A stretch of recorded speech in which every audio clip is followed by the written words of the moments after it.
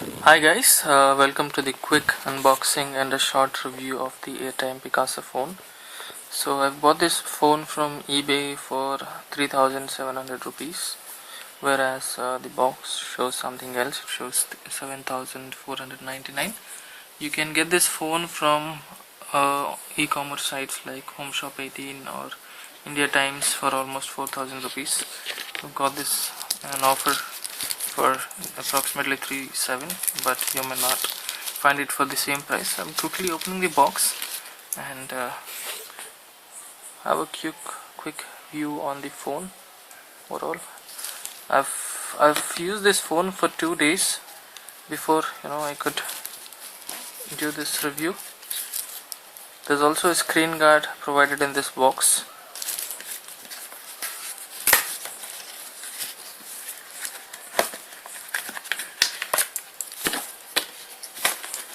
There's one more box inside this, inside which you have the manual. You have a charger, earphone,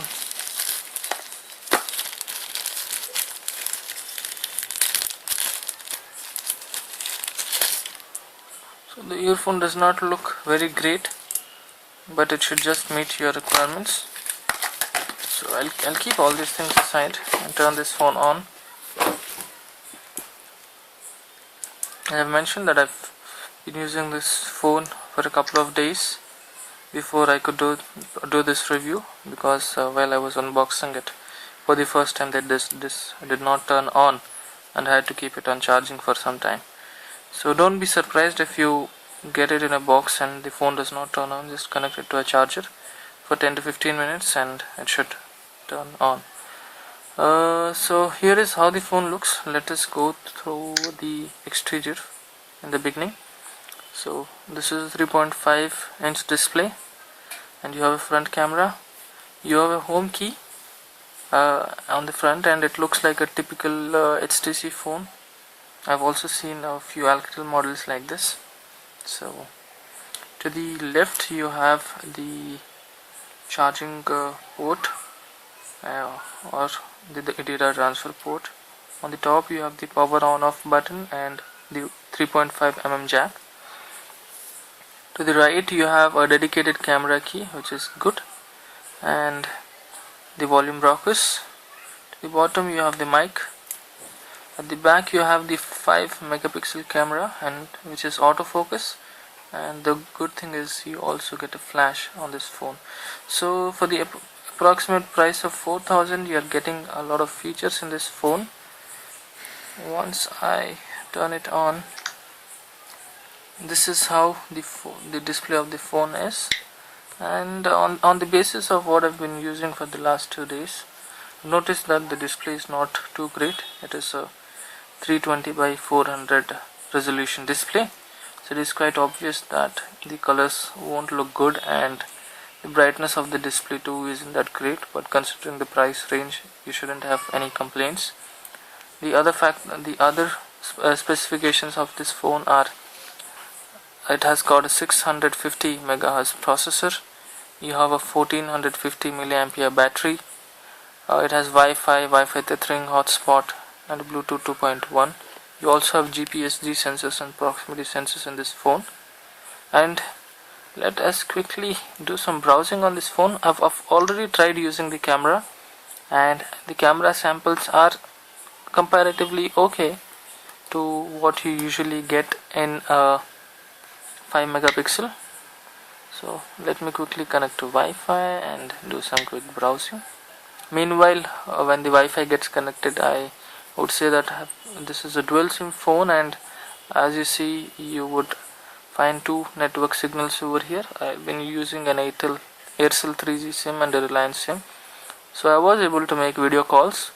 The front camera isn't good enough for self-portraits as well, but it should just meet your purpose if you want to make some native video calls. I've tried installing Skype, but as usual, due to the low-end processor, I couldn't make any video calls in this. But Tango looks okay. You should be able to make video calls through Tango.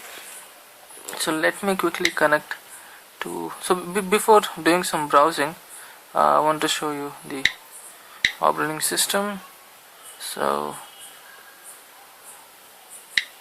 this phone is Android 2.3.5, which is kind of going to be outdated in a couple of months, but still for the price range it is highly acceptable.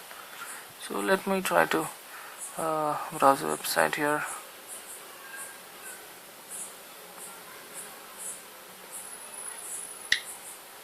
As you see, the resolution of the display is quite low.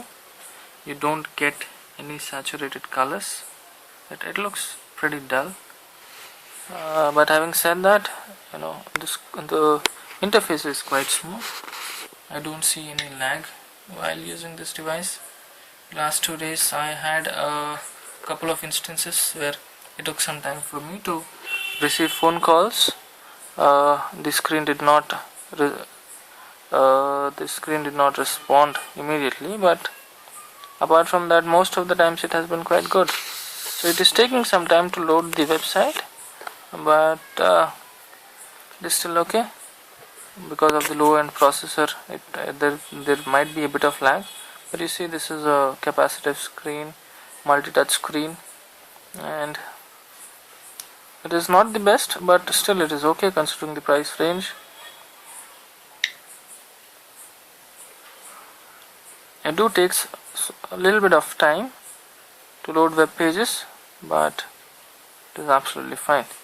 If you are a person who simply use it for day-to-day usage, for phone calls, for occasional snaps, for occasional browsing with GPS, and especially Android operating system within a price range of 4000, then the device is definitely worth it. And especially the camera autofocus 5 megapixel with flash also makes it a worth. So this is all about the phone. Do let me know if you have any queries about it. So for a mid-range phone, if you are wanting someone to gift or to use it as a additional phone for day-to-day usage, then I think they should absolutely meet the purpose. Do let me know any of your queries through the comments on this page, and I should be able to answer you. Last but not the least, on the battery is quite good, as I've been using it since 2 days, and still the battery, let me quickly show you. I haven't installed the battery application, but you see it's almost you have 50% of power left. So I think on normal usage you should get approximately 3 days of usage, so which is quite good for the price of this phone. So do let me know in case you have any queries, and I shall respond to you at the earliest opportunity. Thanks guys, thanks for your time. Have a good day. Bye bye.